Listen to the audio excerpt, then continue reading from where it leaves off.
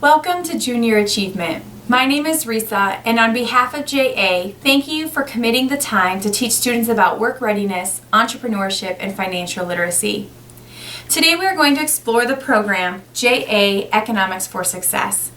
What you'll notice is that there are two volunteer and teacher guidebooks in your curriculum packet. One is for you and one is for you to give to the classroom teacher.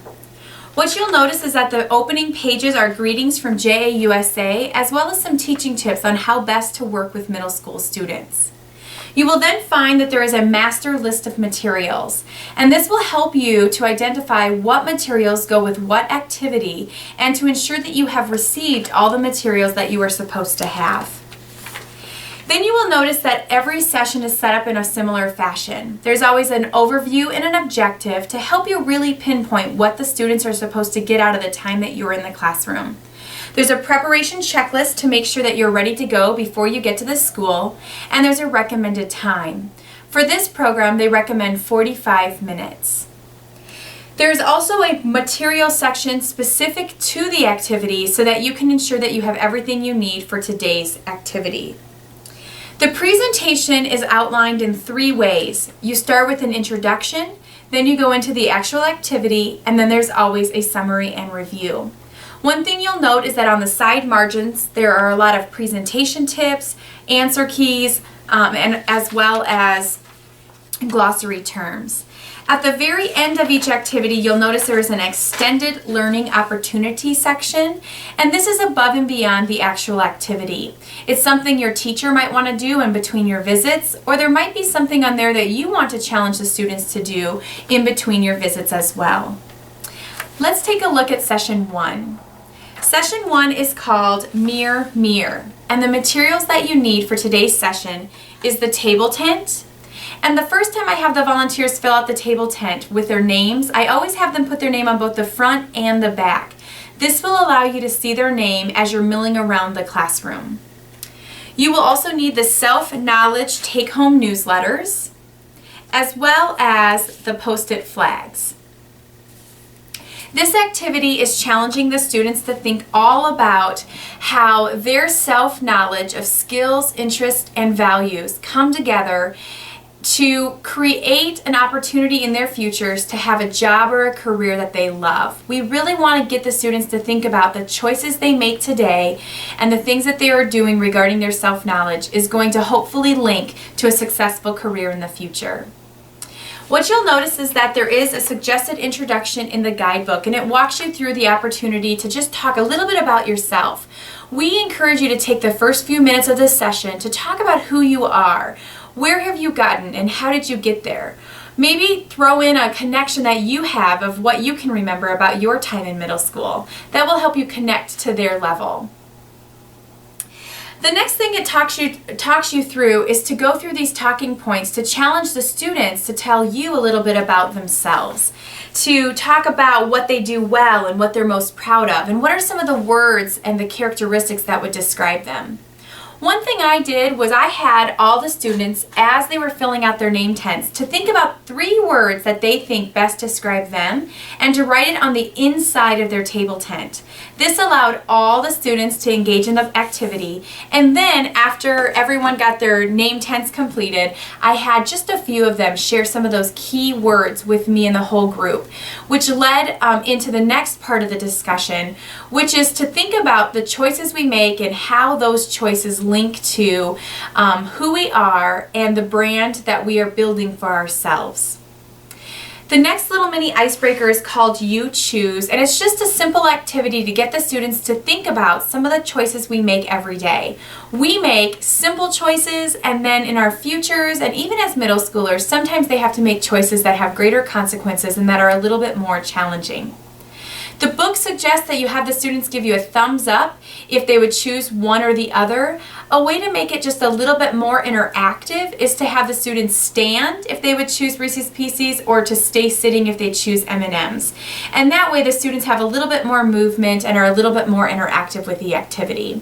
So you're going to just throw out these random choices, have the students share what they would do, which one they would choose, and you'll notice that that is just a great way to link them to thinking about the choices that we make and how the choices we make today are going to lead to our futures.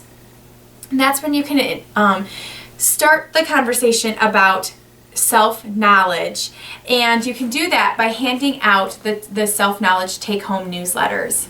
You'll notice there's this large triangle on the bottom, and it really outlines the 3 tips. One of skills, and I always like to emphasize that those are things that we're good at, interests, things that we like, and values, things that are really important to us or things that we believe in.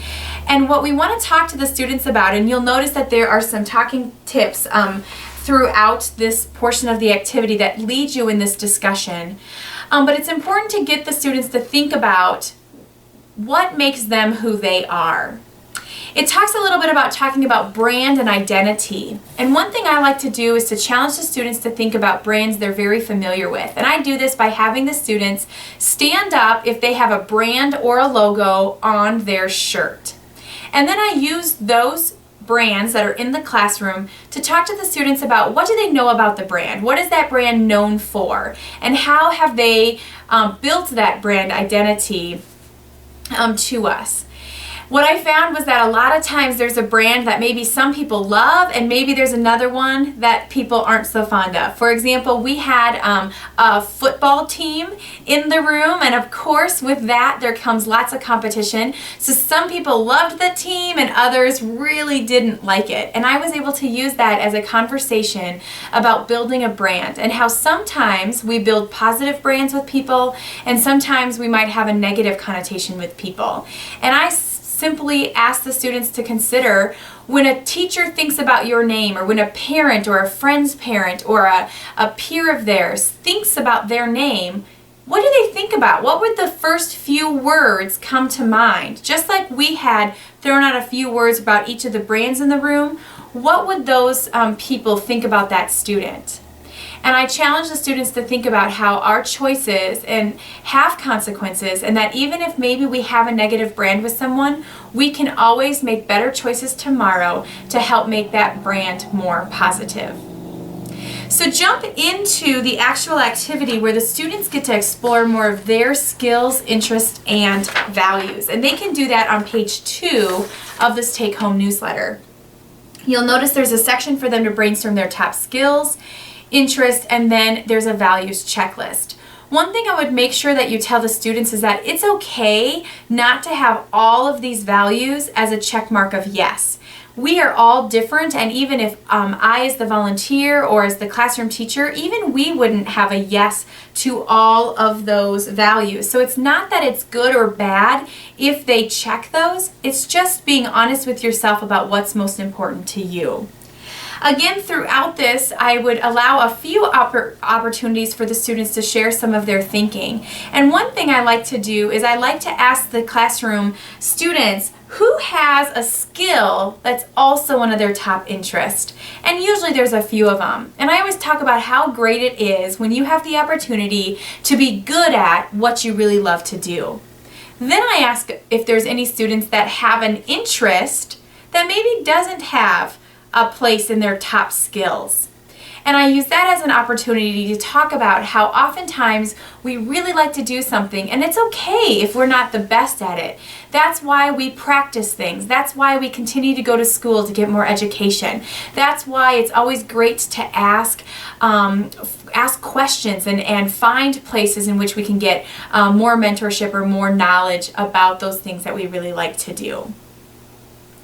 The next portion of the activity is really launching into the world of work, and it's using this large poster that we have with the materials, and it's talking to the students how oftentimes we can lump jobs into career clusters. So again, if you have an interest in a specific area, a lot of times if you go to school for that, if you gain interest in that area, there are a lot of jobs that you can do underneath that umbrella. And that is what this poster is really trying to show us.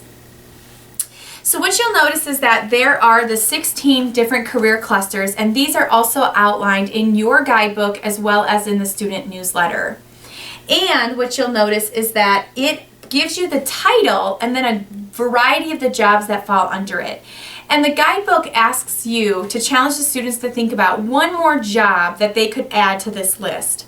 Now just know this is actually kind of a challenging task. I found that my 6th grade students who I was working with found this very, very difficult, and oftentimes they would come up with a job that would really be better suited under a different career cluster. So keep that in mind, that you might need to help the students through it, and or consider altering that task by just simply having the students look at the different jobs and maybe circle the one that most interests them and have them underline the one that they don't know very much about. This way, they're still exploring the jobs, they're still exploring the career clusters, but they don't have the frustration level of trying to have to think about one more thing.